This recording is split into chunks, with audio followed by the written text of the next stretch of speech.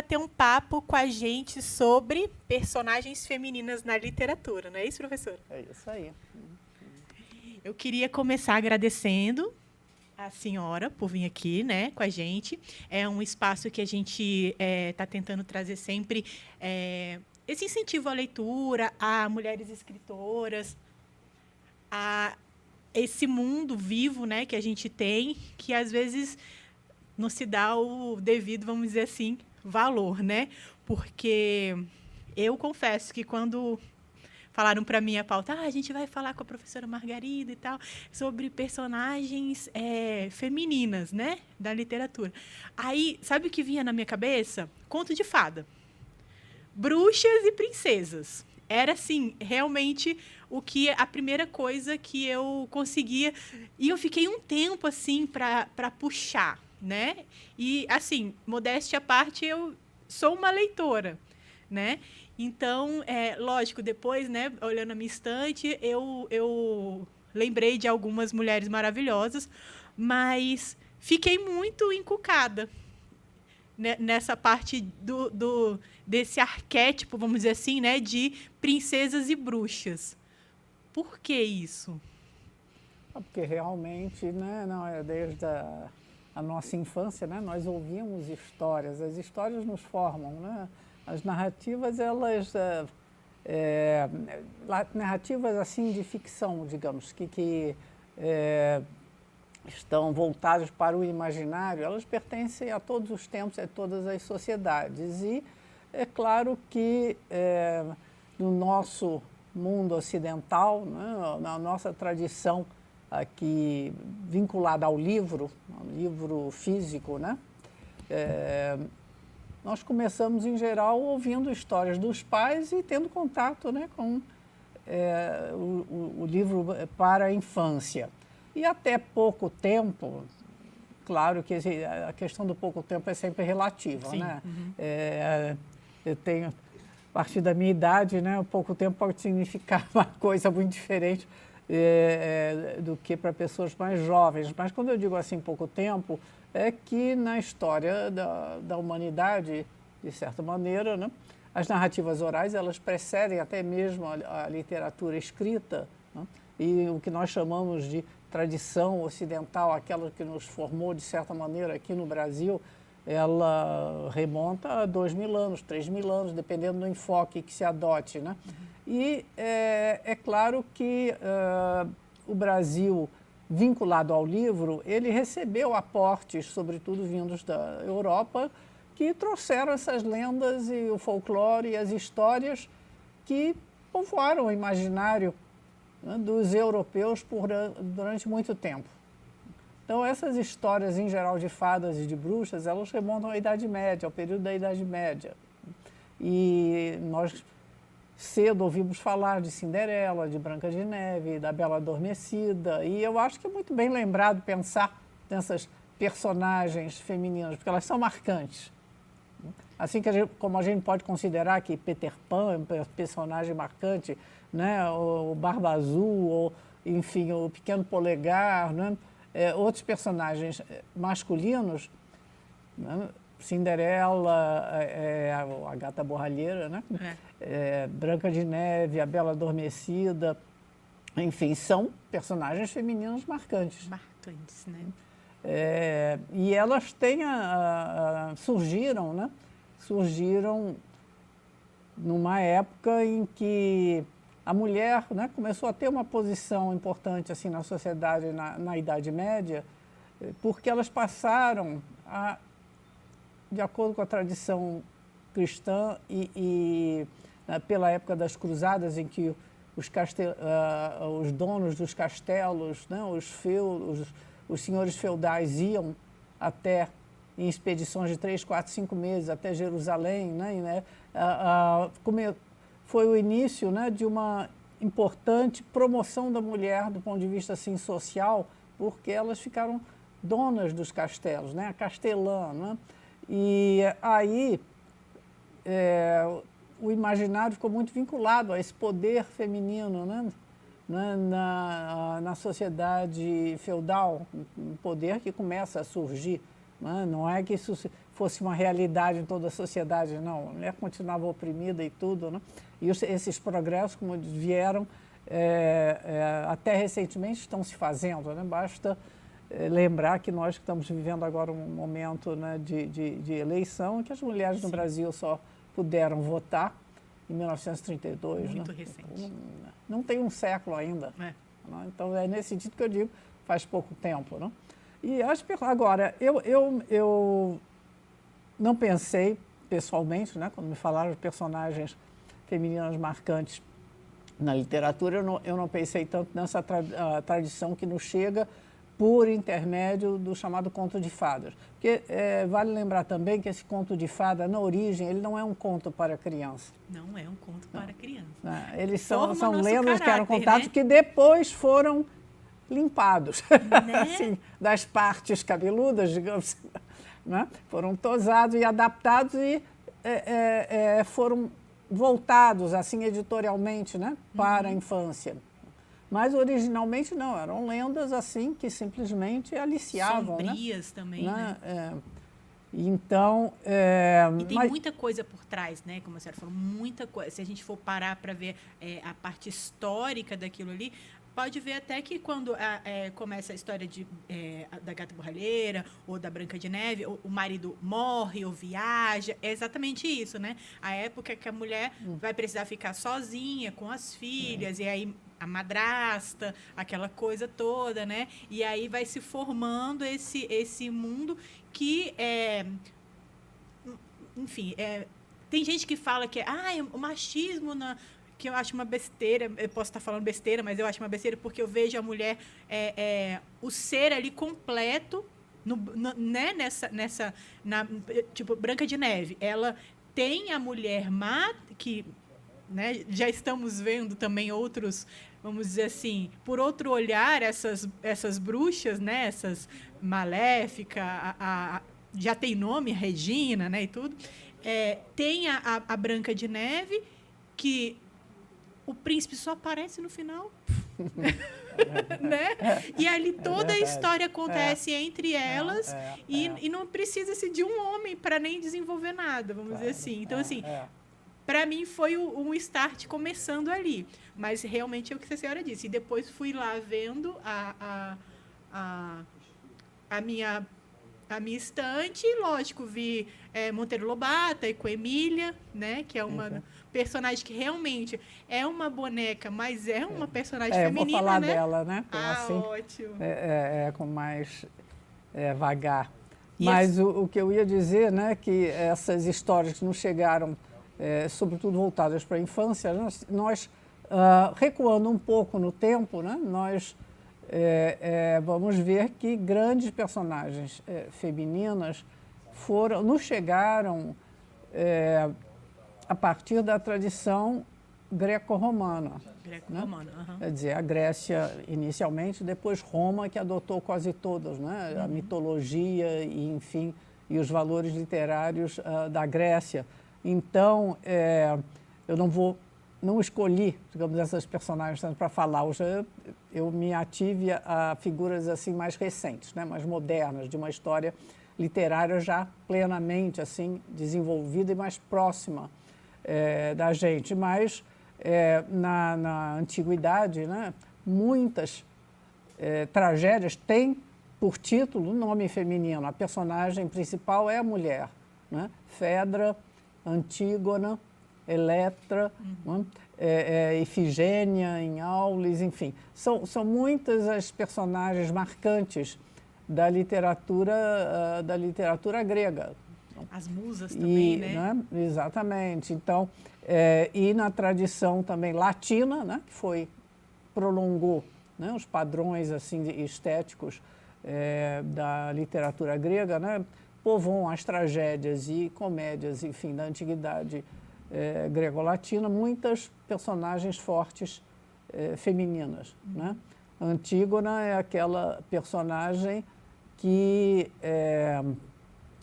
representa o desafio ao poder estatal masculino. Se a gente considerar que o Estado é masculino, né? Creonte, o rei de Tebas, né? Decreta que um filho assim, resumindo muito toscamente, né? Mas, digamos, do filho do mau comportamento, né? Aquele que não era um exemplo para a sociedade, né?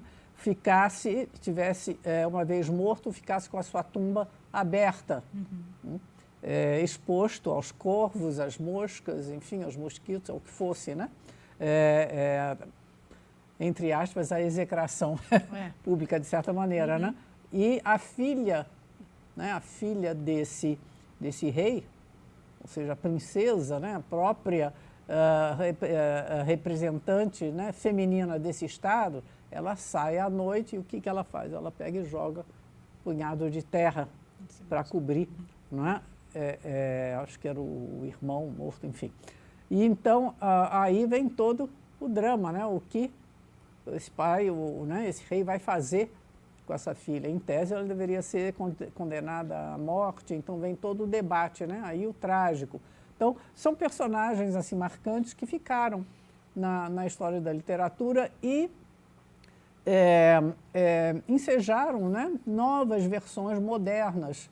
Né? A cada 100 anos, 200, 300, talvez não com tanta regularidade, mas, né, há uma Antígona moderna na literatura francesa. No Brasil, você talvez não se lembre, mas a Vera Fischer, né, encarnou Jocasta, né, no caso ali da tragédia, né, de Édipo. Né? Enfim, então, são personagens que estão aí renovados, né, renovados no cinema, na literatura, na televisão, no teatro, né, no século XX. Agora, eu escolhi, assim, para falar, né, considerando uma tradição literária já, assim, bastante sofisticada, desenvolvida e próxima, né, ao mundo de hoje, embora não sejam personagens de agora, né, eu escolhi 4 personagens femininas, 2 assim da literatura mundial, né, ocidental, que são pilares, né, são referências literárias importantes, né, para nós, e 2 personagens brasileiras, né, no caso aí. Agora, o recorte, a escolha poderia ter sido outra, né, claro, né? Eu vou aqui justificar a minha escolha, né? E porque há, de fato, bastante, né? Embora a escrita de autoria feminina, né, ela tenha se desenvolvido mais recentemente, nos últimos 30, 40 anos, na segunda metade do século XX, o fato é que, mesmo escrita por homens, né, alguns dos personagens mais interessantes da literatura são mulheres. Né? E precisamos reconhecer, né, o talento desses homens que retrataram essas mulheres, né? Da mesma maneira que teremos mulheres, né, que... Estou pensando na Marguerite Yourcenar, que escreveu Memórias de Adriano, né? Então, enfim, o livro é todo sobre um personagem masculino, né? Nos conta a história do imperador Adriano, enfim. Então, essa coisa na ficção, o autor, né? Ele pode ser o que for, na verdade, o que a imaginação dele ditar, né? Eu mesmo tenho um livro chamado Memórias de um Pingo d'Água, em que o livro todo é um pingo d'água falando. Então, a gente pode, né, inventar assim o que bem entender. Mas, voltando ao assunto das personagens femininas marcantes, né, eu começo falando de uma personagem que legou ao vocabulário, né, das línguas modernas, neolatinas e anglo-germânicas, e acredito que as eslavas também, né? Um adjetivo, né? Nem todo mundo conhece, mas quem mexe com literatura sabe, né? Que é o chamado bovarismo. Né? E o bovarismo foi cunhado, está no dicionário Aurélio, está no dicionário, né? A palavra dicionarizada, surgiu em função da importância de uma personagem feminina né, que é a protagonista do livro homônimo, né, o livro que leva o mesmo título, Madame Bovary, né, do autor francês Gustave Flaubert. Né. O livro saiu em 1857. Né. Esse livro é uma pedra angular do realismo moderno nas literaturas do Ocidente. Né. Por vários motivos. Pelo conteúdo, pelo que a história em si, o que é narrado, né? E também pela maneira de narrar, pela maneira como o autor escolheu relatar, né, esse conteúdo. Né? Basicamente, como o livro, né, diz, Madame Bovary, nós vamos ouvir falar dessa pessoa, né, dessa mulher. Né? E quem é essa mulher? Né? O nome dela é Emma. Ela é criada, né, uma moça que é criada no campo, né, não podemos dizer exatamente na nossa roça, no nosso interior, não, é simplesmente no campo, na França, né, em uma cidade pequena. Né, e formada em convento, né, ela estuda em colégio interno, né, e ela vai se casar com um médico, né, de uma pequena cidade. O livro, na verdade, se abre não falando de Emma Bovary, mas falando desse marido, Charles Bovary. O Charles é apresentado logo no primeiro capítulo.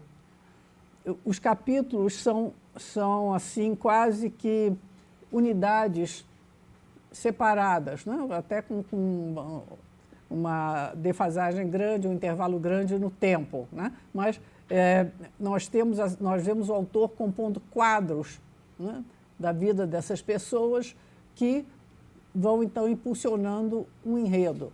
Mas, por exemplo, o primeiro capítulo nos mostra um menino que chega numa escola do interior, né, apresentado pelo mestre, né, e dizem a sala já está cheia, ele é um novato, né, e o professor pega e diz, jogue o seu... O autor mostra, ele tem as mãos assim, bem queimadas, mostrando que ele fazia algum trabalho braçal. Uhum. Era um menino assim, forte, parrudo, saudável, né? Mas que, digamos, prometeria mais ser um fazendeiro, talvez, do que um médico. Né? E ele está segurando esse boné assim, dele, né? E o professor diz, sente-se e joga esse boné ali, né? Eu tinha, como é frio, né? Na França, né? Nos colégios, não sei bem em que estação nós estamos no início da história, mas o que importa é que, né, os meninos usavam esse boné, né? Às vezes até capote que eles deixam assim na entrada, né? Ou botas, mas enfim, era preciso se desvencilhar do chapéu, né? Desse boné. E então, e o pobre do Charles, né? Todo esse capítulo, esse boné vira um símbolo assim, da timidez dele, da insegurança. Ele não consegue se livrar do boné, ele fica apertando, né, aquele boné, aquele chapéu assim nas mãos. Né?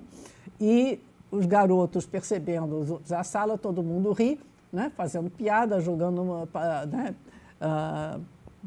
bolinhas de papel em cima dele, enfim, fazendo... E a zoeira chega a tal ponto, né, que o professor pega... finalmente diz, põe esse chapéu ali, ninguém vai roubar seu chapéu, bem que quase que arranca da mão dele, manda ele sentar e escrever 500 vezes ridículos sum, quer dizer, eu sou ridículo. Então, qual a função? É importante a gente ver esse início, porque o que vai estar em jogo aqui é uma moça que, apesar de criada no campo, né, leu muitos livros, não só de contos de fadas da infância, sim, mas dos romances, né? Dos romances que eram lidos na época por moças colegiais. Né? Em geral, né, a palavra, né, dessa palavra romance, ela, se a gente pensa um pouco no Dom Quixote, né? Ele perdeu a cabeça por quê? De tanto ler romances. Né? O romance é um termo que veio do início né, se referia a uma narrativa escrita em língua romana, né, antes da formação das línguas modernas, né? Mas pouco a pouco se tornou sinônimo de uma história de amor. E essas histórias de amor, elas eram muito saboreadas pelas mulheres, que em geral falava de um amor idealizado também, né? Um amor cortês, né? Justamente a devoção de um guerreiro, né? De um cavaleiro andante, que punha aquela mulher no pedestal, ficava a serviço, né? de uma mulher. Enfim, ela é letrada, entre aspas, no sentido de que ela leu bastante, né? no colégio de freiras e tem essa imaginação, né? Enriquecida por essa literatura romanesca. E ela se casa com esse médico de província, na verdade, um menino que a gente vê apresentado como meio assim canhestro, né? Meio gauche, como dizia o Carlos Drummond, né? Assim meio atrapalhado, tímido, não era uma personalidade exuberante, né? Nem carismática, né? Longe disso. Esse rapaz, no serviço dele assim de médico do interior, ele é chamado para cuidar, em certo momento lá, do pai, né, da Emma, e ele tinha se casado, né, a primeira vez, mas a mulher morre. E, ao visitar o pai da Emma, né, como paciente, ele conhece a moça e, enfim, assim, resumindo a pressão da história, eles se casam, né? E ela, então, vai passar a ser mulher de um médico de interior em cidades pequenas, na França. E o que acontece?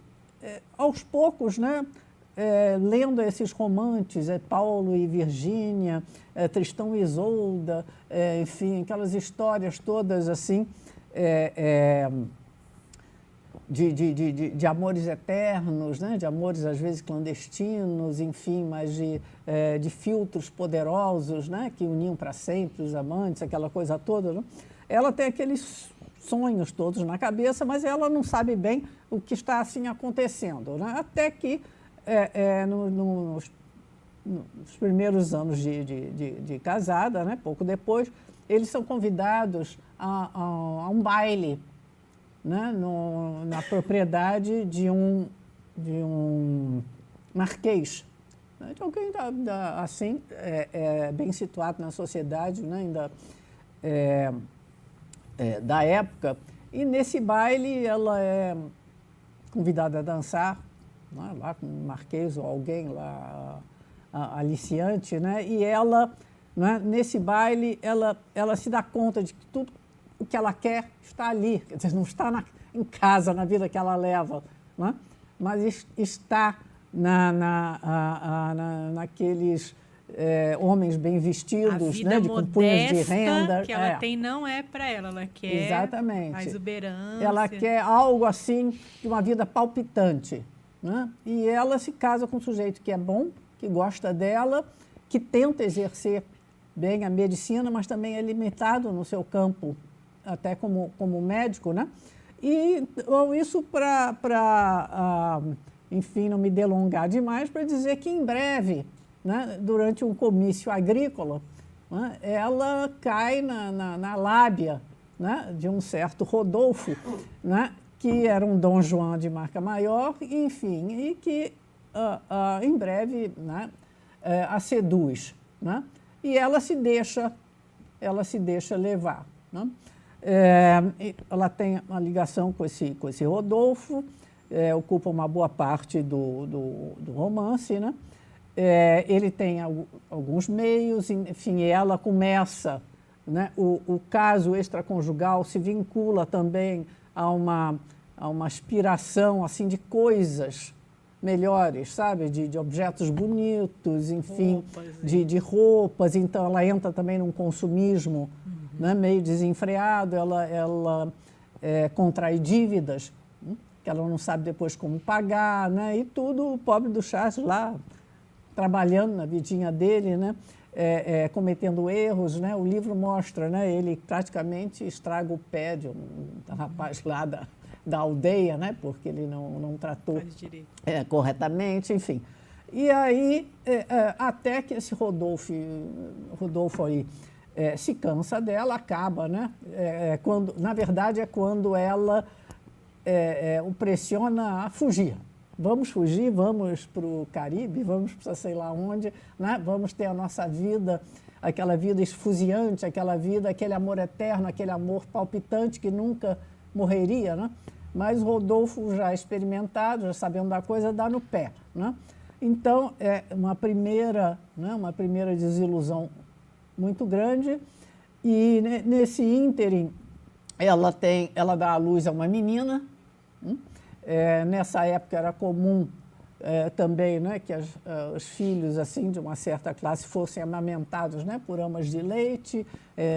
Ela não se empolga com a maternidade, quer dizer, a maternidade não a preenche também, né? E em breve ela vai para um outro rapaz que ela tinha conhecido logo no início também, ao chegar, né, na cidadezinha de Yonville, né, onde o marido, né, clínica, trabalha, e ela então tem um caso com esse Léon Dupuis, né?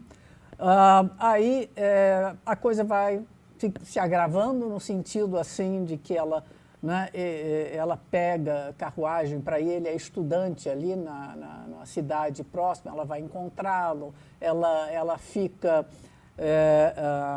digamos, num albergue com ele, às vezes o fim de semana, né, dizendo que ela foi lá fazer compras, né, dizendo para o marido, aquela coisa toda. E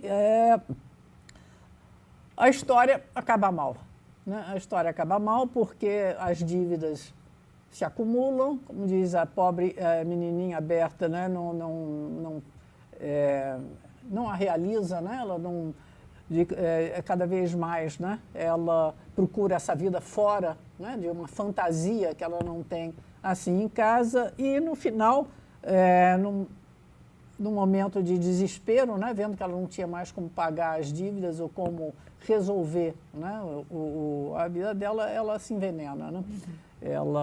Então, o livro fala, né, não só, né, dessa personagem, né, que busca, encarna na província, numa cidade interior, uma mulher banal, comum, né, que não é alta aristocracia nem nada, né? Uma mulher assim de classe média, casada com um médico, uma classe média boa, mas de interior, né?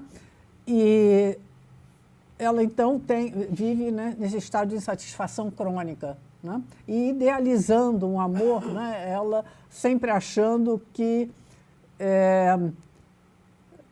as aspirações e as ilusões delas entravam em choque com a realidade que a circundava, né? Então ela queria ser uma outra pessoa, né? E o bovarismo virou um termo, né, cunhado para falar disso, né? Das pessoas que vivem num sonho, no âmbito de uma fantasia perene, né, com dificuldade de encarar, né, o chão exatamente em que pisam, né?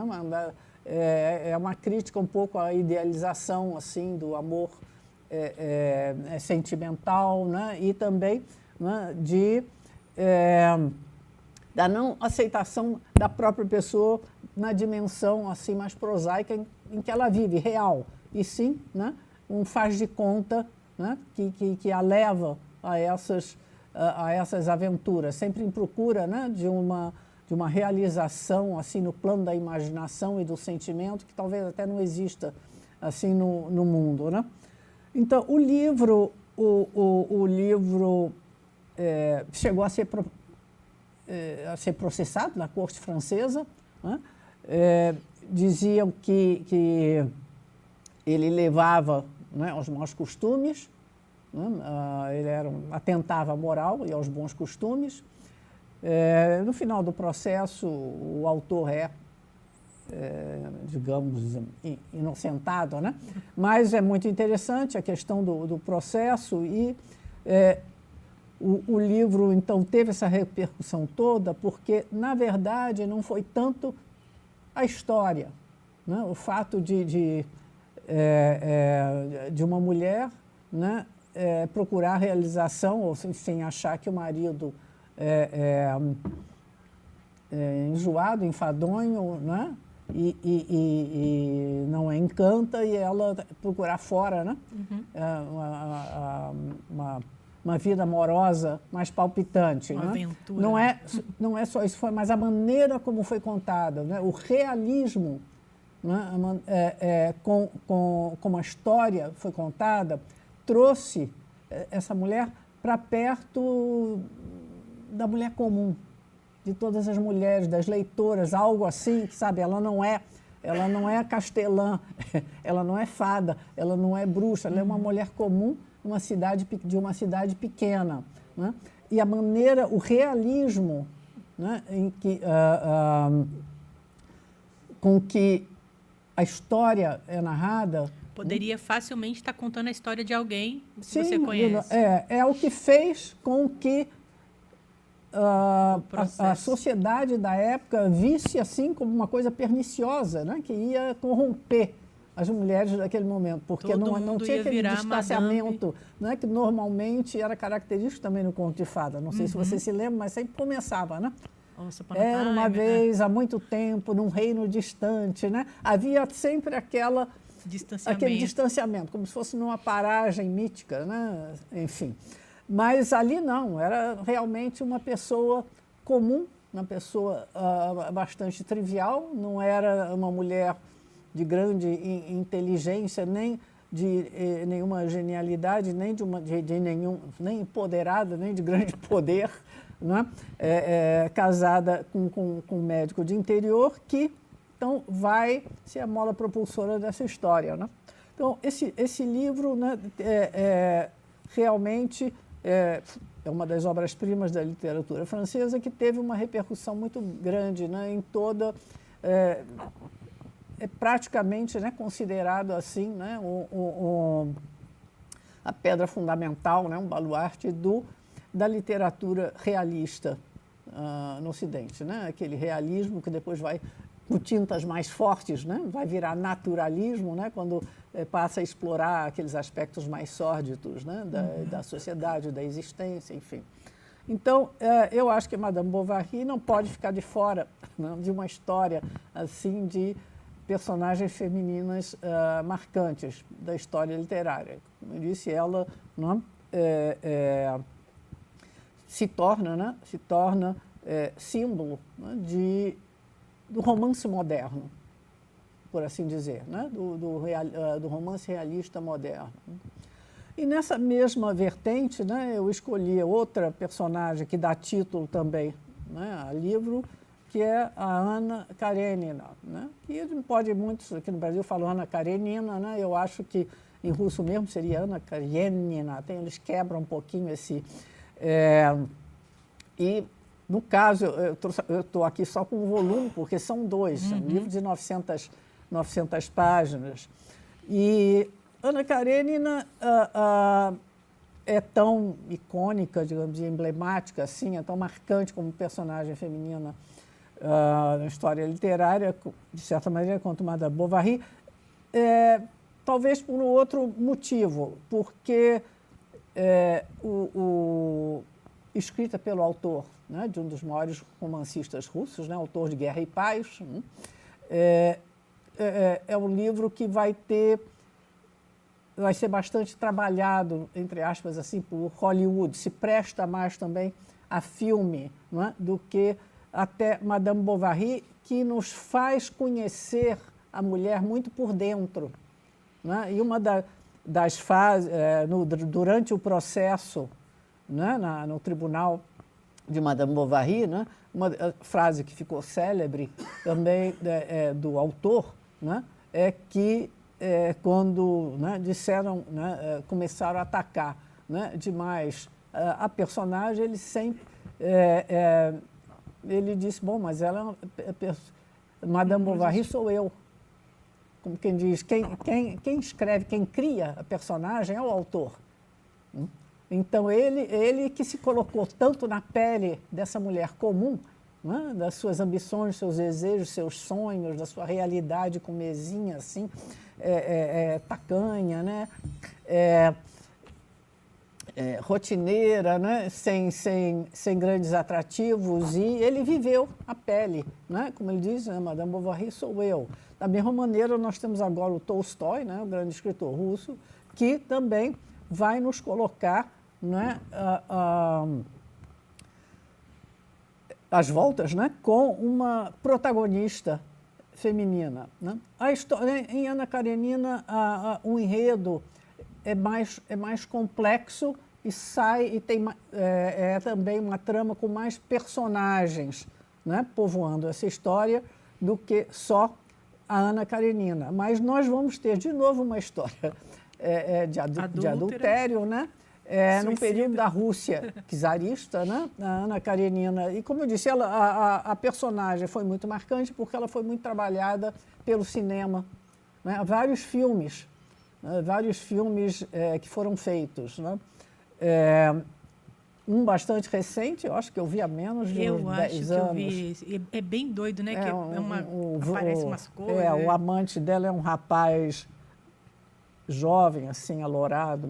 Eu não sou boa para nome de ator nem nada, mas enfim. Tem umas danças no meio. Isso, exatamente. Exatamente. Acho que isso foi o que eu vi. Mas, basicamente, no caso aí, a Ana Karenina, né, ela é casada com um oficial russo de alta patente, um almirante, se não me engano, né, da Rússia czarista, e uma pessoa bem mais velha do que ela, e casamento arranjado, né, da sociedade, né, convencional da época. Ela vive bela e cobiçada, né, nos salões da aristocracia, uma vida de luxo, de glamour, numa Rússia que já, né, rodeada de pobreza, né? Uma época em que ainda existe o mujik, né? Que né, na verdade, a Rússia praticamente conheceu a escravidão, né? Por muito tempo, só que não era como a escravidão que ocorreu, né? Nas Américas, né? Do Norte e do Sul, no sentido de que não eram pessoas trazidas de outros continentes, né, e de outra etnia, né, e considerados, né, inferiores, aqueles que iam ser, né, propriedade, né, dos latifundiários brancos. Não, na Rússia eram os mujiques, mas eles eram propriedades, né, eles eram chamados de almas. Né? Há um célebre livro do Gogol, também um grande escritor russo, chamado Almas Mortas, né, em que ele compra a propriedade de escravos, né, que tinham morrido. E naquela época o eufemismo era isso, em vez de chamar escravos, chamavam almas. Né? O senhor possui quantas almas? Né? Fulano de tal era dono de tantas almas. O próprio Tolstói, oriundo da alta aristocracia russa, né? A propriedade dele era dono de muitas, a família dele, né? Donos de muitas almas, 300, 400, enfim. Então, essa era a realidade de uma Rússia decadente do ponto de vista assim, social, né? de muita disparidade, né? Também entre a vida aristocrática muito voltada para o Ocidente. Nos livros do Tolstói, eles são permeados de frases em francês. E, normalmente, o tradutor, né, da obra não traduz, porque ele tem que mostrar que aquilo é em francês lá. Então, ele diz em francês, né, no livro. Né? Enfim, a ironia da história é que ela começa indo para a casa do irmão, que acaba de ser apanhado pela mulher, digamos, tendo um caso extraconjugal com a preceptora de francês das crianças. Enfim, num lar aristocrático russo, né, ela vai lá para tentar salvar esse casamento, né, do irmão dela, Oblonsky, com a Dolly, né, e um lar que ela considerava feliz, né? O livro começa falando também com uma frase que se tornou célebre, né? As famílias felizes são todas iguais, né? As infelizes são infelizes, cada uma à sua maneira. Eu discordo um pouco disso, eu acho que as felizes são também cada uma feliz à sua maneira, mas de qualquer maneira, essa é a ironia, porque a história ela vai ser também a mulher adúltera, né? E ela com certeza, né, no livro gostaria de poder escapar da gaiola, né, da prisão que é o casamento dela. Né? enfim, ela conhece a caminho da casa do irmão, né? Ela é apresentada a esse rapaz, o Vronsky, né? E, enfim, entre bailes e estações de trem, os dois se apaixonam, né? Os dois se apaixonam e ela assume, né? essa paixão. Quer dizer, as pessoas ficam sabendo, a sociedade está sabendo, né? daquela relação e o próprio marido, né? Ao ponto, então ela passa a ser uma mulher condenada, né? Todo mundo a condena e ela é impedida até de ver o filho, né? O filho legítimo que ela tem com esse marido, enfim, legítimo, o tal almirante, né? Enfim, e isso também é condenada, né? Por toda a sociedade. Ela não tem saída, digamos, na vida, né? A não ser também na morte, né? Ela, da simbologia do trem, né? Que é uma constante, né?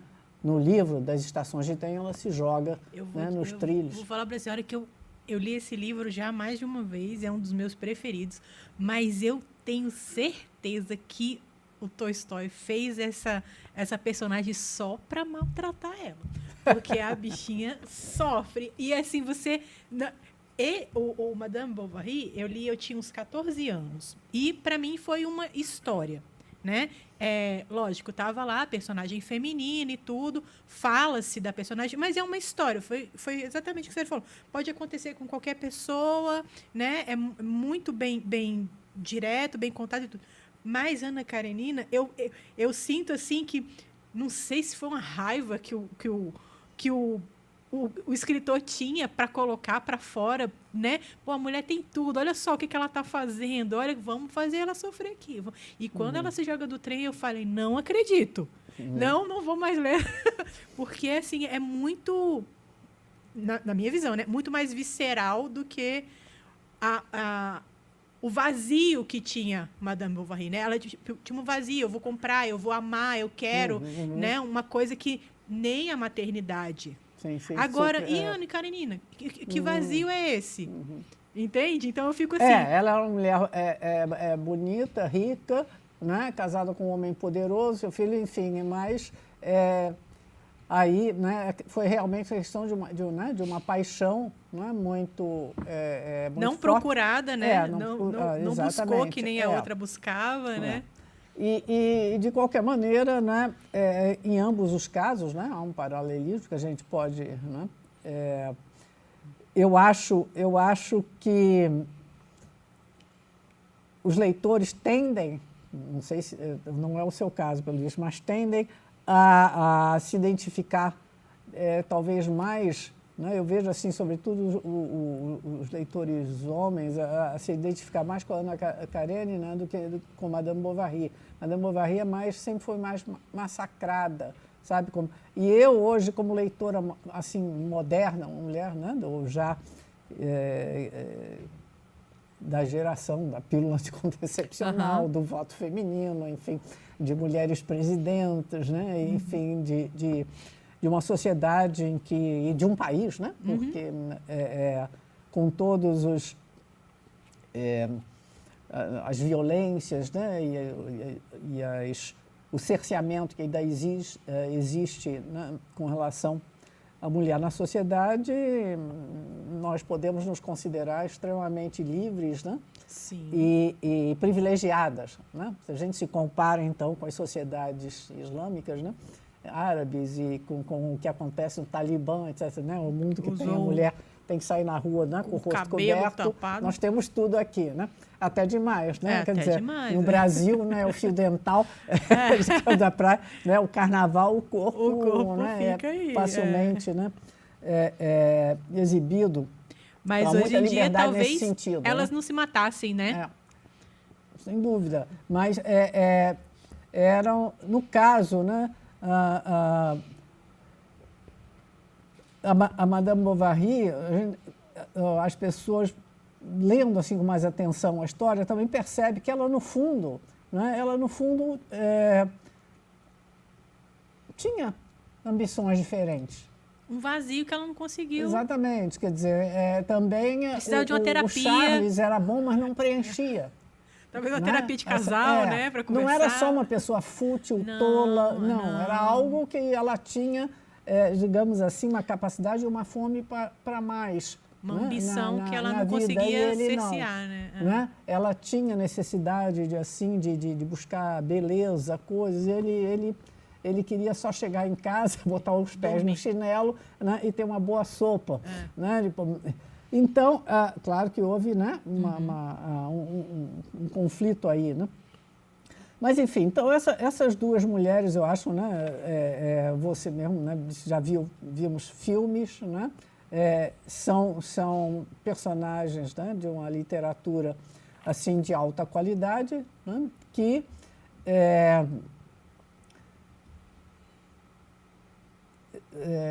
fomenta, né, discussões, palestras, sempre assim, um interesse, né, renovado das gerações. São livros que não faltam, né, nas livrarias, que são sempre reeditados, porque se tornaram clássicos. Né?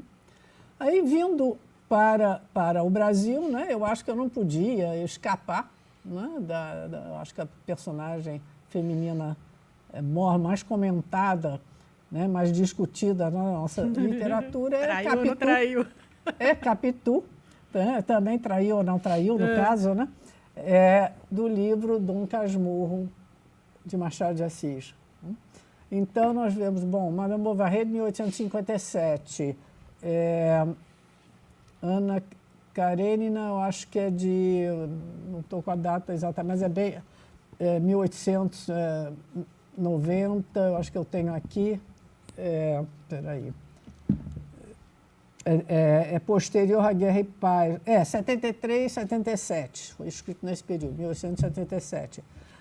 Dom Casmurro é de 1900, né? 1900. E a história também, resumidamente, né,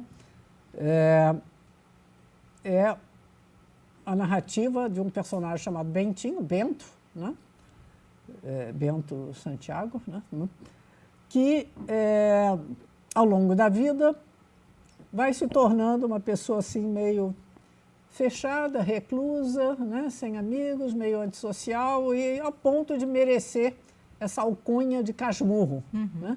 Dom Casmurro. E esse Dom Casmurro, querendo atar as pontas da vida, como ele diz, né, rememora um pouco, né, a existência, o que o levou um pouco a ser o que ele é. Né?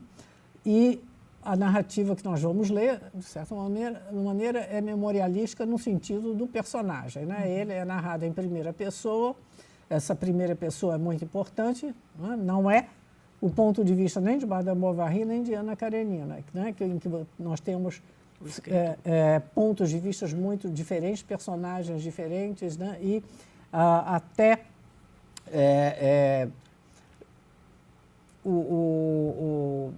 digamos assim, capítulos que são narrados numa técnica, outros em outras, ao passo que aqui, no caso de Dom Casmurro, é a narrativa em primeira pessoa, como se fosse o autor escrevendo. Né?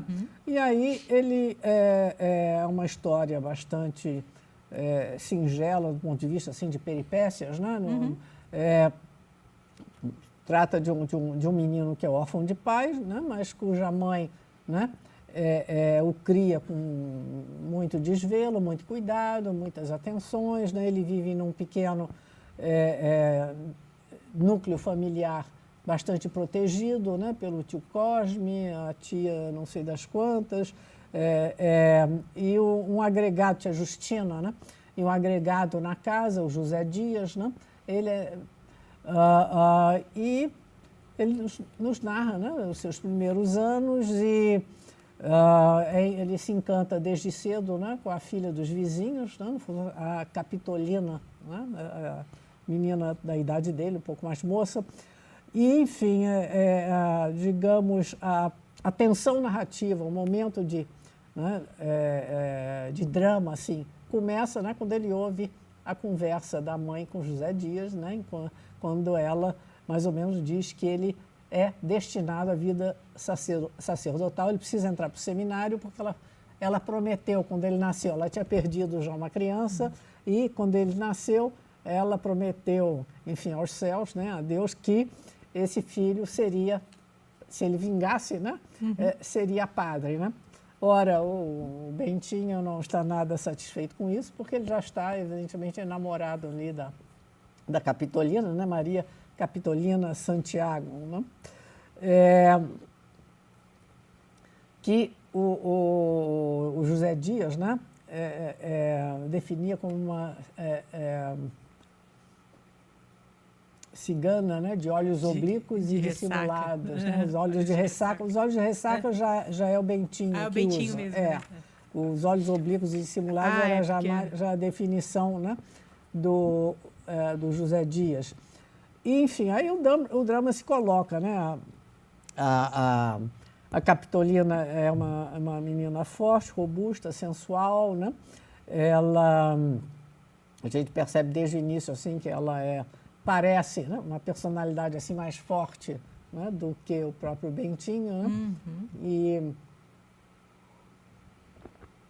ele mesmo diz, eu não quero entrar para o seminário, e ela com ele, né, bolando um esquema, como é que ele vai poder escapar. E ela mesmo diz, não, se você for para o seminário, você me esquece, né, em pouco tempo, e papapá. E também, encurtando a história, né,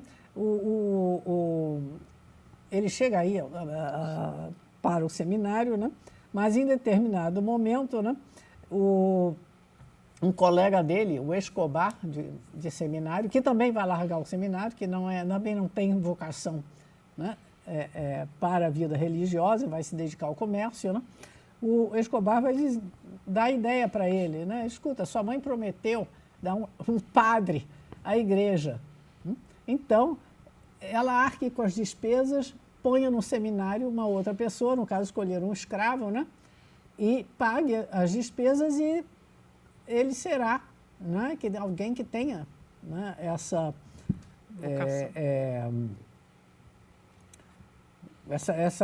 ambição ou essa vocação, né? Esse aspecto não é explorado assim no livro, né? Se a gente quiser, né, realmente se aprofundar na questão, né, na simbologia do fato de ser um escravo, é como se ele não tivesse opção, mas se a gente considerasse a vida do escravo, então, aquilo era uma vida muito boa, né? Tinha as 3 refeições por dia, a batina, era tratado com, né, alguma consideração, respeito, e recebia instrução. Né?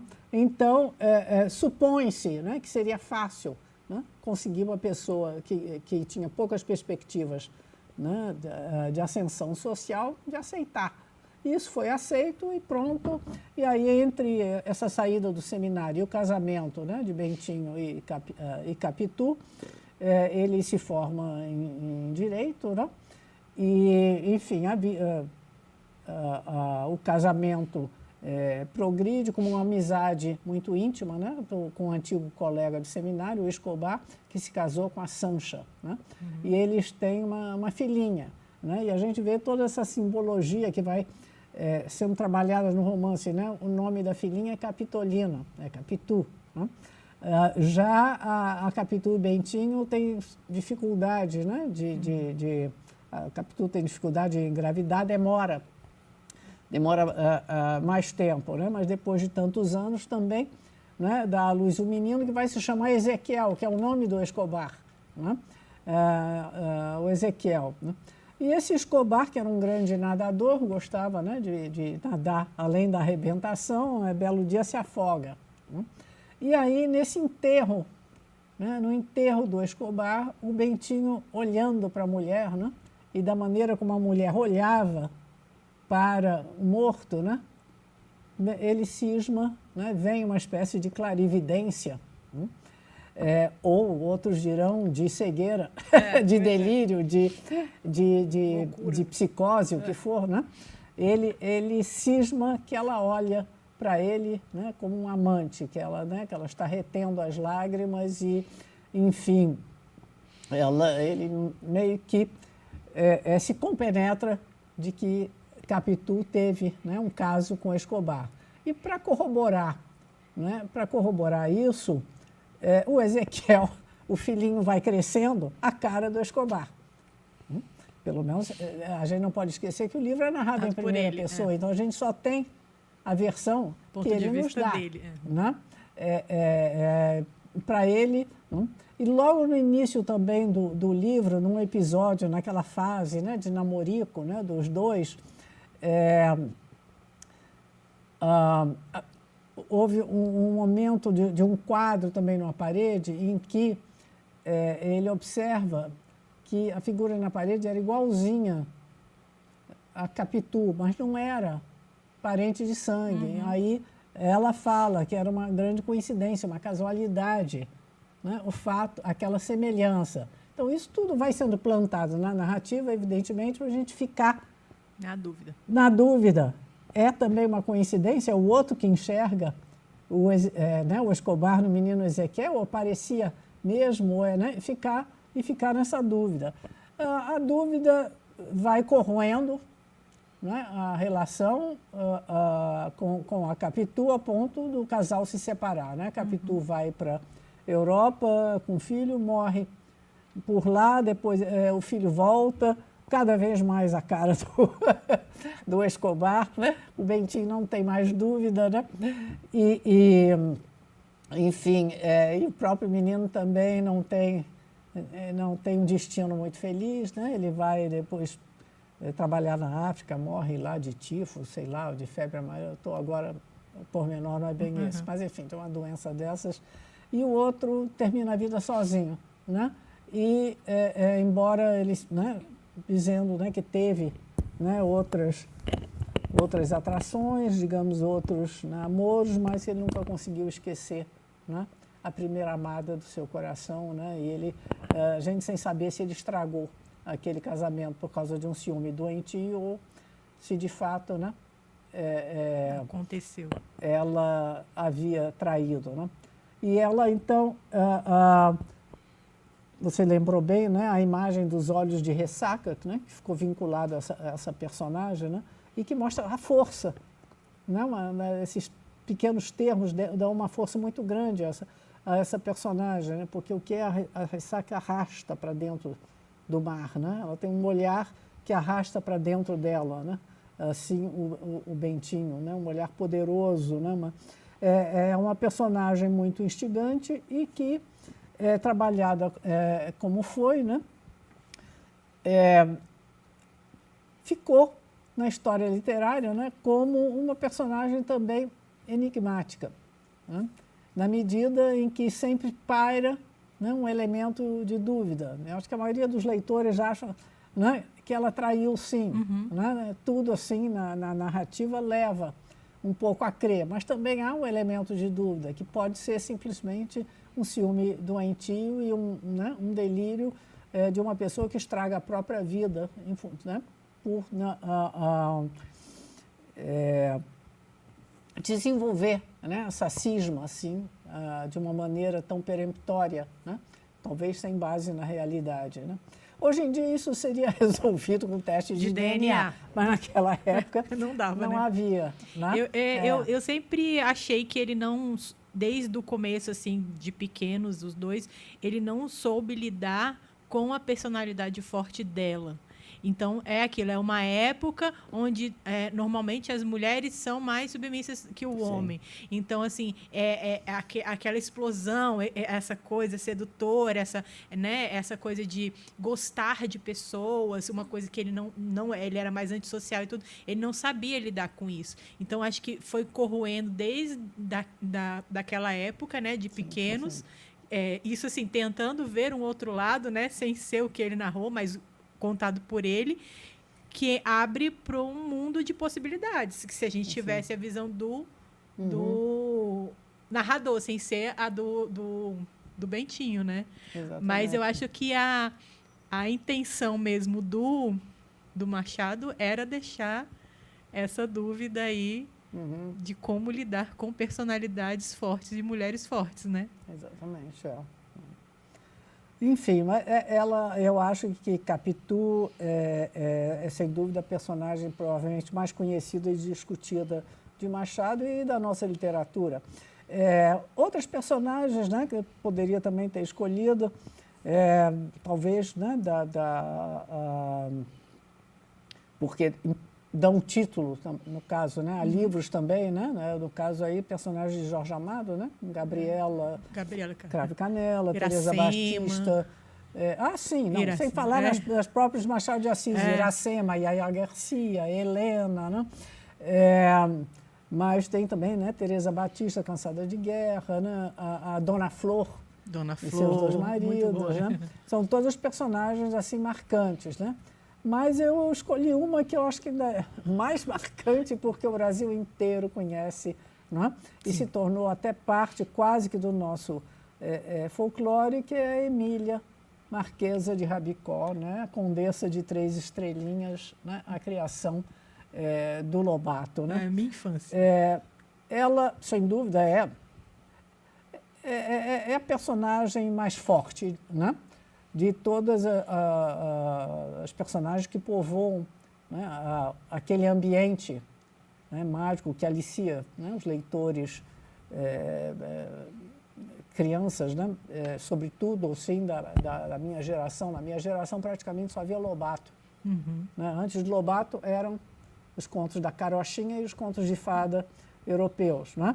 Hoje em dia já são muitas as escritores, né, que escrevem livros para os jovens, e até Monteiro Lobato está meio assim de escanteio, né? Já até um pouco a linguagem, né, dele, às vezes tem até que ser explicada, trabalhada e tudo, né, para as novas gerações. Mas assim, no meado do século XX, né, no tempo realmente era um livro que todo mundo lia, né? Eu li 3, 4 vezes Reinações de Narizinhos, né? Memórias de Emília, Caçados de Pedrinho, Os 12 Trabalhos de Hércules. Os únicos que eu não li, que só fui ler mais tarde, porque eu achava assim que era muito, quase que didático, né? Era a gramática da Emília e a aritmética da Emília. Nunca fui dada a matemática, a aritmética, então não tinha assim, eram os 2 que eu não li. Mas o resto, quando eu gostava também, eu li 3, 4 vezes. Quer dizer, o Monteiro Lobato dizia que queria criar livros, né? Uma literatura em que as crianças morassem neles. Foi de fato o que aconteceu. Sabe, para realmente assim, durante uns 40, 50 anos, né? Na sociedade brasileira. Quer dizer, as crianças, nós morávamos mesmo, não tinha assim, muita opção também, né? Antes, até ele começa a escrever antes da televisão. Da televisão no Brasil realmente se torna comum, né, nos lares da classe média no final da década de 50. Né? A Menina do Nariz Arrebitado surge em 1920. Né? E essa personagem, né, que vai dominar, né, todo um ciclo assim, literário, o próprio autor acho que não sabia com o que ele estava mexendo, né? E do que ela iria se tornar. Ela era só uma boneca de pano, né? Que a Lúcia, que era a personagem da menina, né, que passava as férias, né, no sítio com a avó, Dona Benta, a Lúcia em Serra Bodes de Oliveira, né? E se encontrava o primo, Pedrinho, que também passava as férias nesse sítio, né? Ela tinha essa boneca de pano feita pela tia Anastácia, né? Que tinha usado, né, trapos velhos, né, os olhos de retróis, né? E ela levava a boneca no bolso para lá e para cá, e, enfim. E no decorrer dessa história, o que acontece? Belo dia, né? A menina sonhadora ali no córrego, né, no riachozinho do sítio, né? Entra numa dimensão mágica, né, em que ela encontra o doutor Caramujo, que dá a uma pílula falante, né, para essa boneca, e no que ele dá essa pílula falante, a boneca quase que, né, durante 3 horas não para de falar e não vai parar mais de falar, né, para o resto da narrativa, né? Então, ela vai de uma mera boneca de pano recheada de macela, né, com botõezinhos, né, os olhos, enfim, costurados, né, pela tia Natácia, ela passa a ser ela surge como uma personagem de muita força. Né? Ela vai encarnar, né, pelo fato de ser meio gente, meio boneca, né, ela se torna gente, porque se apodera da fala, né, enquanto ser pensante, ela é uma pessoa, ela é gente nessa literatura, né? Ela vai encarnar, né, todos aqueles pecados infantis, né, a birra, a teimosia, né, o egoísmo, as espertezas, né, as manhas, enfim. Ao mesmo tempo, uma grande sede, né, de atividade, de realizações, de projetos, enfim. E, aos poucos, né, essa boneca que fala, né, se torna o centro. Na verdade, o centro de quase todas as estrepulias e artes, né, que vão ocorrer nesse pequeno mundo ali do sítio de Dona Benta. Né? E ela, né, ela é conhecida por volta e meia abrir, né, a chamada a torneirinha de asneiras. Né? Só que nessa torneirinha de asneiras, o que ela faz? Ela explica. Né? Ela explica para a gente coisas que são de difícil entendimento. Ela pega e diz, as pessoas se atrapalham, por exemplo, né, em definir a verdade. O que é a verdade? Né? Os grandes filósofos tentam, né, discernir o que é isso, e ela não se atrapalha. Mas depois eu sei o que é. Não é uma mentira bem pregada, né? É uma mentira tão convincente, né, que isso é que é verdade. Então, ela tem sempre uma maneira diferente, né, de ver o mundo. Ela tem uma impertinência, né, e um atrevimento que faz com que ela entre em todos os domínios assim, do conhecimento. Né? Ela vai querer reformar a natureza, né, mudar o tamanho das pessoas, né, a chave do tamanho, enfim. E também quando ela quer justificar uma vontade dela. Então, ela entra com os sofismas e os casuísmos, e aí são criações e explicações, né, e definições muito saborosas, né, que ela dá assim, das coisas. Né? E uma frase também icônica da personagem, quando o outro personagem também mágico, né, o Visconde de Sabugosa, que encarna a sabedoria, a ciência, né, o saber lógico, porque a Emília também, ela é dona, quando quer, de uma lógica implacável. Né? Volta e meia nós estamos vendo um cérebro, simplesmente uma menina inteligente, né, que diz coisas que, sabe, que esclarecem, que parecem assim, muito mais claras, né, do que os adultos dizem, o que a gente nunca tinha pensado. Né? Ela desvenda muito novos prismas assim, sobre a realidade, mas, ao mesmo tempo, ela alterna entre essa lógica implacável e o nonsense, né? A tal das asneirices delas. E as asneirices são fonte de humor, né? Assim, de muito humor. Ela é muito criativa, muito inventiva, né? Então, no besterol que ela solta, né, também a gente sorri. Sempre, por que não? Por que não? Né? A gente acaba também vendo o mundo de outra maneira. Né?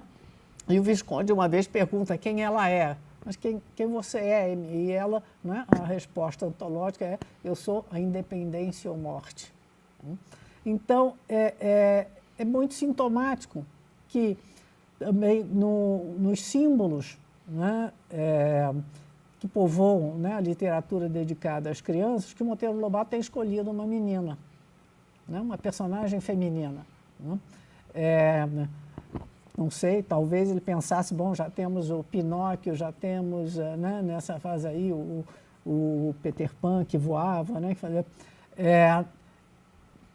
não sei bem, mas, ou talvez até, né, para camuflar o fato de que ela é um pouco o alter ego dele. Né? Ela é muito, né? Ele era uma personalidade também polêmica, contestatória, né? Assim, muito vibrante, né? Uma máquina de ideias também, né? Que queria também resolver todos os problemas do Brasil, né? mexia com tudo, né? Quer dizer, casa editorial, depois comércio, né? Política do petróleo, enfim, ele era assim uma mente esfuziante também, né? Então, a Emília encarna essa inteligência, né? Essa inventividade, essa criatividade e se torna, né? Uma personagem que depois também trabalhada, né? No final do século XX na televisão, se torna conhecido até mesmo, né? da criançada que não leu o original do ano, mas todo mundo sabe, né? Quem é, né? Aquela musiquinha do Gilberto Gil, né? Que abria, né? E várias versões, eu acho que houve várias atrizes, né? Que representaram a Emília na televisão, né? Da mesma maneira, houve vários períodos, né? Da série, que eventualmente se tornou, né? Os personagens estavam consolidados, mas assim os episódios acabaram sendo escritos por roteiristas. Eu acho que nem todos eram. Eu não cheguei a ver todos. Necessariamente já no final assim do Lobato, né? Então eu acho que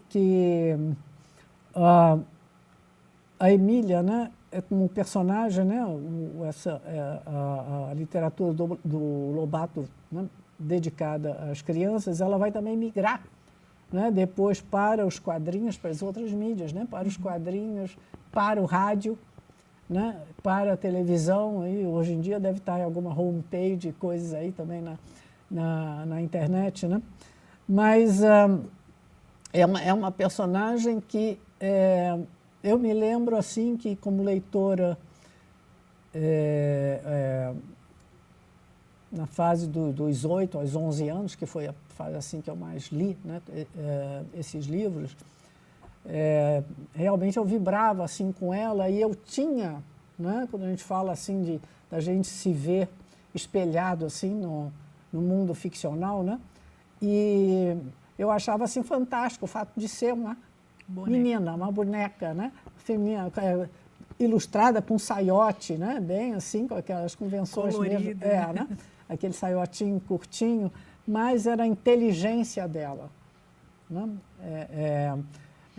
com todas as tiradas, as espertezas, né, tudo que ela dizia, enfim, as definições, aquilo era tudo muito saboroso e dava, né, à leitora menina, né,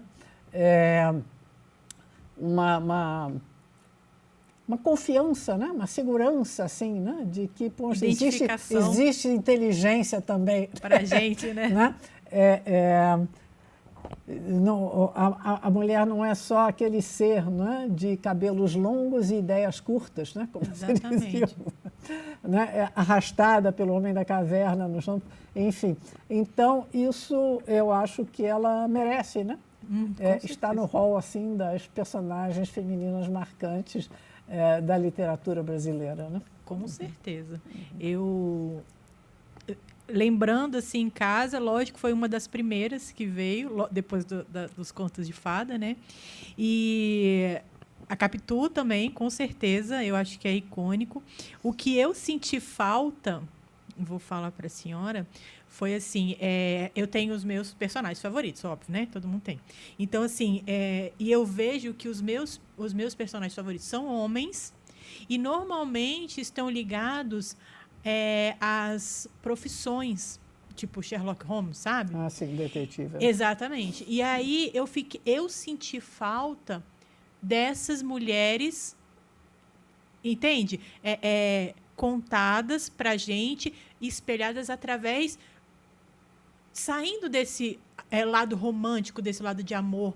Hoje eu sempre acompanho séries da Shonda, que é uma escritora que faz séries, né, agora está fazendo para Netflix, que se baseia nisso. Por exemplo, temos a Olivia Pope, lá do Scandal, que é uma mulher que trabalha com política, e aí, no decorrer da série, você vê que ela, né? A Viola Davis também, que faz a advogada. Então, assim, sabe que eu senti falta... Profissionais, grandes profissionais.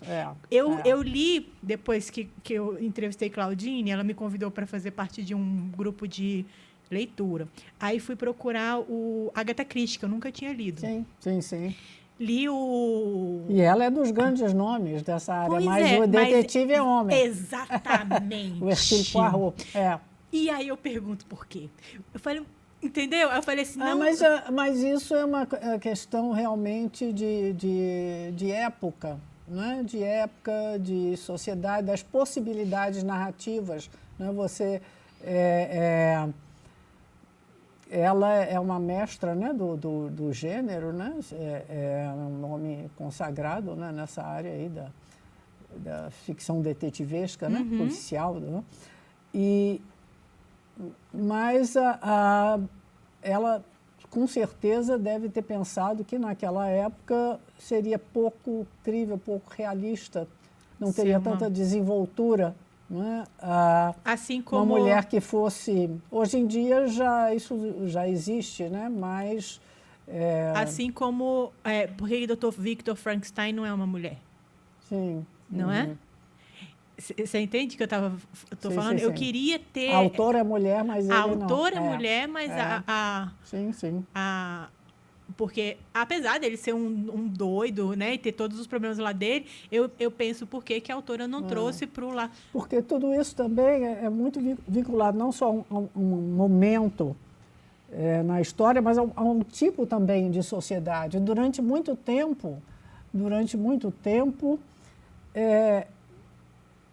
havia uma noção, era corriqueiro em debates, né, sobre literatura brasileira, dizer que não havia clima no Brasil para que nós tivéssemos uma Agatha Christie, né, um Simenon, enfim, um Raymond Chandler, que essa literatura de cunho policial, né, do detetive, não colava aqui. Por quê? Porque na nossa sociedade demorou, agora nós já temos, né? Até um dos autores que morreu recentemente, esqueci agora o nome, o Garcia Rosa, né? Esse Gabriel Monte, agora, vários, né? Mas durante muito tempo, até eu acho que a década de 80, 70, 80, havia essa noção. Não, isso daí só cola porque é Inglaterra, porque lá realmente existe um Scotland Yard, né? Que é altamente com uma tradição, né? Cujos quadros, né? São assim compostos por gente assim de muita leitura, muita formação, de educação, de refinamento, sabe, com possibilidades que não se via aqui. Sim. Né? O meio policial era considerado, né, quase que assim, um meio inferior. Né, tudo isso mudou nesses últimos 30, 40 anos, mas até pouco tempo, né, se dizia, não há possibilidade de surgir uma ficção assim no Brasil, porque a nossa sociedade é assim ou assada, sabe, soaria falso, digamos. Esse que é o negócio. Até eu comecei a ler também há pouco tempo a Jane, os romances da Emma e tal. E aí é uma coisa também que me deixa um pouco frustrada, sabe? Colocar a mulher... É bom, os livros dela são ótimos, mas colocar a mulher naquele mundinho ali e tal. Não.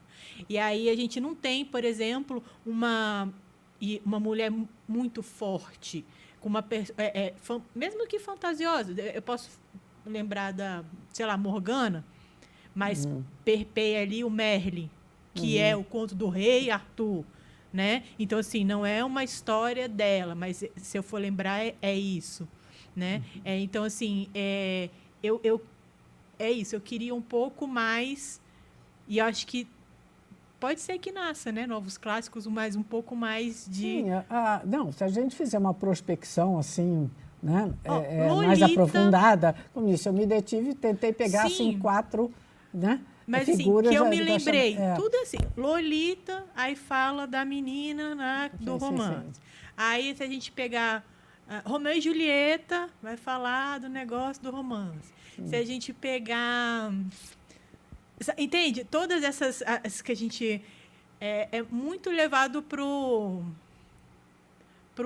romance, né? Não vai ter um Don Quixote, que também é um romance, mas né? Sim. É uma coisa mais ampla, porque não, a gente tem eu queria falar Os Miseráveis, o Jean Valjean, que para mim, enfim, nem tem um clímax, né? Não tem um romance ali, ele não, sei lá se ele é meio assexuado, não sei, mas é um homem visto como, né? Não precisou do romance ali para ele. Sim. O Sherlock mesmo. Porque né? ele se torna um místico, né? É quase que um sacerdote, Não é? né? Uma pessoa o Sherlock mesmo, o original, ele é. não tem romances. É. E as mulheres sempre têm que colocar um romancezinho, uma coisinha, um negocinho. Pois é, mas isso, por exemplo, como se diz, isso na Inglaterra era um tipo social comum e respeitado. E aqui no Brasil não era. Uhum. Não é? Aqui já se partia logo para dizer, não, no mínimo ele né, ou deve ser gay, ou isso, ou aquilo, né? Enfim. Então, essas coisas, né, essa tradição realmente, assim, né, de certos perfis sociais são muito vinculados a, né, um tipo, assim, de sociedade. Por isso que certas sociedades também não produzem romances. Né? No mundo, um tipo de arte, né? No mundo islâmico, você não pode reproduzir, né, a face humana. Então, você tem os arabescos, né? Só os desenhos geométricos. Né? Então, da mesma maneira que hoje em dia, para você contar uma história policial, de investigação policial, ainda que você ponha a mulher, a autora, né? Eu já presenciei um autor de argentino, até foi na Bienal em São Paulo, um autor argentino de romances policiais, né? Ele só ambienta as histórias deles até 1950. Aí perguntaram para ele por quê, né? E ele é mais ou menos assim, sujeito de meia idade, né? Mas hoje em dia, né? Ele diz, não, eu não escrevo romances policiais ambientados hoje, porque eu teria que fazer um curso de ciências forenses e de domínio de eletrônica que eu não tenho. Entende? Para você escrever hoje uma história plausível nessa área policialesca, você tem que conhecer a fundo técnicas de informática, de aparelhagem, de tudo que, sabe, que se modificou completamente, né, a partir, né, da revolução tecnológica, assim, da era da internet. Eu vi dois seriados há pouco tempo que são antigos, mas que trouxeram mulheres para essa parte detetive, né, que é o Enola Holmes, que seria a prima, irmã, não sei, do Sherlock, eu gostei, e o Alienista, que é também uma história da menina que ajuda o alienista a desvendar casos, e gostei bastante. E aí veio esse... Lógico, tem os romancezinhos lá, mas é muito pouco e traz a mulher como profissional. Eu achei legal. E aí, com esse tema, eu busquei e eu vou buscar mais, ver se a gente... Às vezes tem, né? E a gente não... Tantos livros. Exatamente. Professora, eu quero agradecer muito. Foi super rico. Gostei bastante. Você trouxe livros que eu li, que o Madame Bovary me deu vontade de ler de novo. A minha avó adorava. E eu li, cresci com ela, né? Então eu li da estante dela. E, assim, até de consumismo, muita coisa, né, se abriu na minha cabeça quando eu li. É um livro, acho que é muito mais do que adultério. Essa releitura, assim. Muito mais do que adultério, é muito mais do que só romance.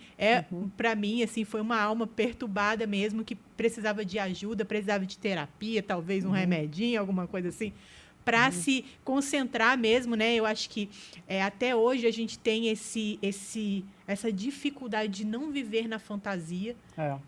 A gente não pode, porque, né? na verdade, ele fala, né? Ela se tornou também emblemática porque ele fala de uma tendência do espírito humano, em homens e mulheres. Atual, né? pra caramba, né? Então, assim, eu acho que todo mundo está ali vulnerável a ter isso e a procurar ajuda e tal. Então, assim, recomendo muito a leitura, porque é atual e é realmente uma das obras que, vendo, né, lembrando, icônica. Queria agradecer muito por essas maravilhosas e, se a senhora quiser dar o... Estou à disposição, né? É sempre bom ter a oportunidade de falar, né, de livros, enfim, né? livros que marcam a gente também. Enfim, é um assunto que renderia ainda muito mais, né? Se fosse. Muito Poderia obrigada. falar de Clarice Lispector, da Macabeia, da Hora da Estrela, né? Gente, tem muita coisa. Assim, e a gente falou de escritoras, e a Ana, ela trouxe para a gente, na vez passada, um livro que ela escreveu que fala sobre a Guerra do Paraguai. Só que ela pegou as mulheres da Guerra do Paraguai. Da Ana Maria Lopes, né? E eu estou para ler esse livro. Eu já li o da Rosângela, maravilhoso, do Olhos Invisíveis. E assim, eu sempre romantizei muito a juventude. Falou assim, a pessoa tem que ser jovem, mas ela precisa saber a idade dela e trabalhar isso. Não adianta não falar sobre a juventude. Mas depois que eu li o livro da Rosângela, me abriu um olhar para a terceira idade, sim, que eu estou romantizando agora. Sabe? Eu quero chegar aos 70 anos daquela maneira. E o da Mulheres Invisíveis, da Guerra do Paraguai, que assim, eu preciso ler. Ela falou mais de 363, 364 mulheres que ela conseguiu encaixar ali naquele livro que participaram de uma maneira ou de outra na Guerra do Paraguai. E não tem voz, né? Então, você fala em Guerra do Paraguai, é totalmente masculina. Sem dúvida. Aquela loucura, tudo homem. E como se encaixam as mulheres ali? Vai ser o próximo livro que eu vou ler. Não vale a pena ler assim. Muito obrigada. A gente quer agradecer todo mundo aqui da BDB e deixar um agradecimento especial também para a professora que esteve aqui com a gente hoje. E até a próxima. As ordens.